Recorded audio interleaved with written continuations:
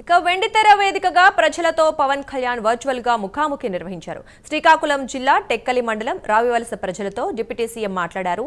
మన ఊరు మాటా మంత్రి పేరుతో టెక్కలిలోని భవానీ థియేటర్లో కార్యక్రమం నిర్వహించారు. ప్రజల సమస్యలను పవన్ కళ్యాణ్ అడిగి తెలుసుకున్నారు.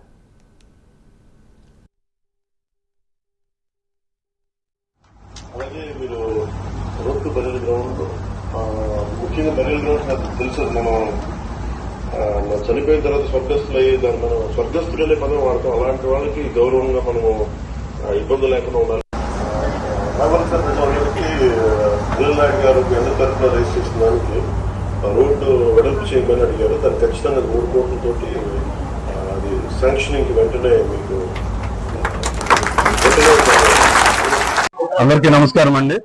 ఈరోజు రాష్ట్ర గౌరవ ఉప ముఖ్యమంత్రి వర్యులు అలాగే జనసేన పార్టీ అధ్యక్షులు శ్రీ పవన్ కళ్యాణ్ గారి ఆధ్వర్యంలో ఈ రోజు మా టెక్కల్ నియోజకవర్గంలో మన ఊరు మాటా మంత్రి అనే కార్యక్రమం జరిగింది.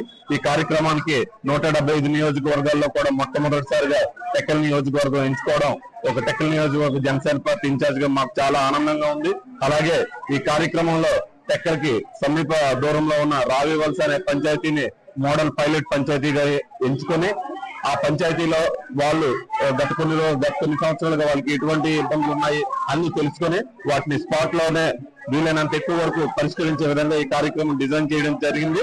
అందులో భాగంగానే ఈ రోజు గ్రామస్తులతో గౌరవ ఉప ముఖ్యమంత్రి వర్యులు పవన్ కళ్యాణ్ గారు అలాగే స్థానిక శాసనసభ్యులు అలాగే రాష్ట్ర వ్యవసాయ శాఖ మంత్రి వర్యులు శ్రీ అచ్చెన్నాయుడు గారు ఈ రోజు ఈ కాన్ఫరెన్స్ కాల్ లో పాల్గొన్నారు.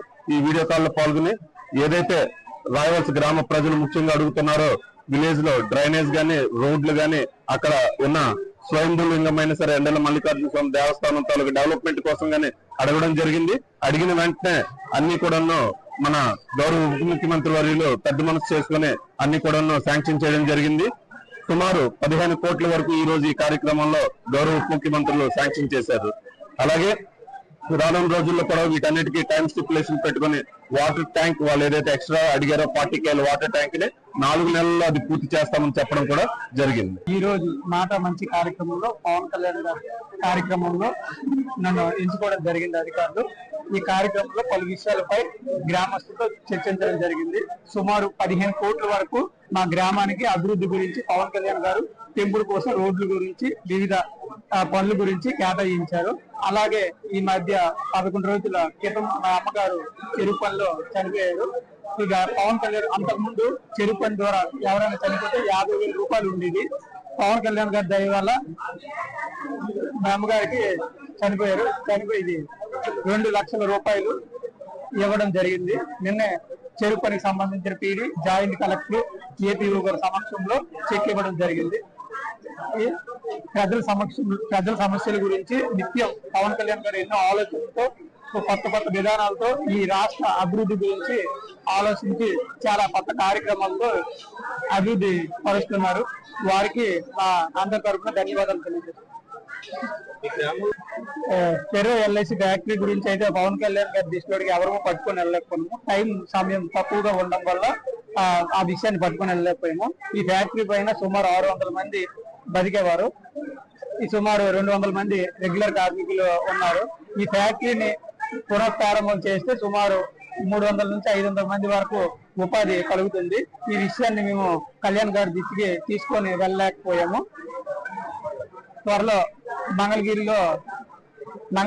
కార్యాలయానికి జనవరి కార్యక్రమంలో ఫ్యాక్టరీ సమస్యలను కూడా పట్టుకొని వెళ్ళి కళ్యాణ్ గారి దృష్టికి పట్టుకొని వెళ్ళి ఆ ఫ్యాక్టరీని ఓపెన్ చేసే విధంగా మేము చర్యలు తీసుకుంటాము. ఈ అవకాశం ఇచ్చినందుకు ధన్యవాదాలు. పంచాయతీ లేఅవుట్ వేసిన ఇల్లు కట్టిన ఫస్ట్ డ్రైనేజ్ లేకుండా మనం పర్మిషన్ ఇవ్వకూడదు అనేది మనం ఏం చేయాలని మీ స్థాయి నుంచి మీరు చేయండి. ఒక ప్రపోజల్ పంపిస్తే అది మంత్రివర్గం దగ్గర నుంచి కానీ లేదంటే even if it has to be passed as a bill then will make sure that it will implemented in assembly. ఒకసారి మీరు దృష్టికి తీసుకొస్తాం.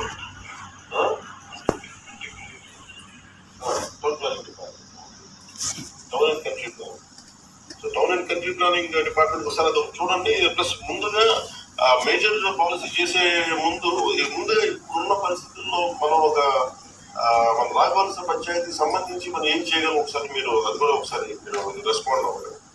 అలాగే శ్మశానాలకి అప్రోచ్ రోడ్స్ లేవని చెప్తా ఉన్నారు. ఒకసారి వర్షాలు వచ్చినప్పుడు పొలాలు ముందుగా పోతున్నారు. దీనికి ఒక సిమెంట్ రహదారి దీని మీద ఒకటి.